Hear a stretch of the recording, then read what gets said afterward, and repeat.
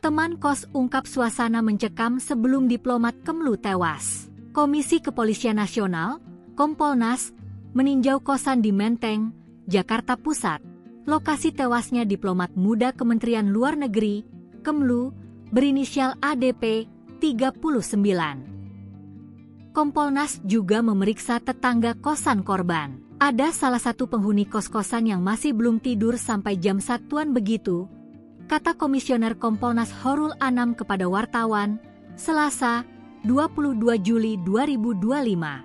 Tetangga kos mengatakan situasi hening saat malam sebelum diplomat Kemlu ditemukan tewas terlilit lakban pagi harinya, Selasa 8 Juli. Apakah ada suara yang mencurigakan? Tidak ada. Suaranya hening dan sebagainya.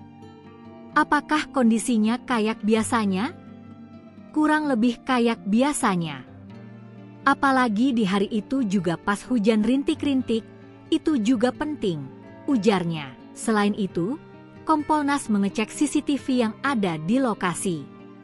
Sejauh ini ada persesuaian CCTV sebelum dan setelah korban ditemukan tewas. CCTV, jumlah CCTV, sebelum peristiwa sampai peristiwa jumlahnya sama.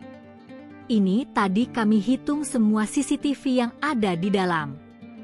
Nanti kita konfirmasi ke Polda Metro, di titik mana yang paling penting diambil CCTV-nya dan berapa lama CCTV itu diambilnya.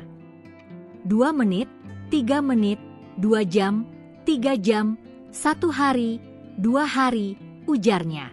Kompolnas juga mengecek kondisi kamar korban, termasuk plafon hingga saluran air. Hasil pengecekan, tidak ada yang rusak dari kamar korban. Terus posisi plafon, baik posisi plafon kamar maupun plafon kamar mandi, tidak ada yang rusak sama sekali.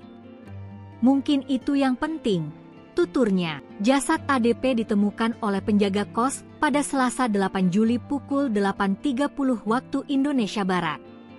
Saat ditemukan kepala korban dalam kondisi terlilit lakban, Polda Metro Jaya menjamin bakal mengusut tuntas kasus kematian ADP.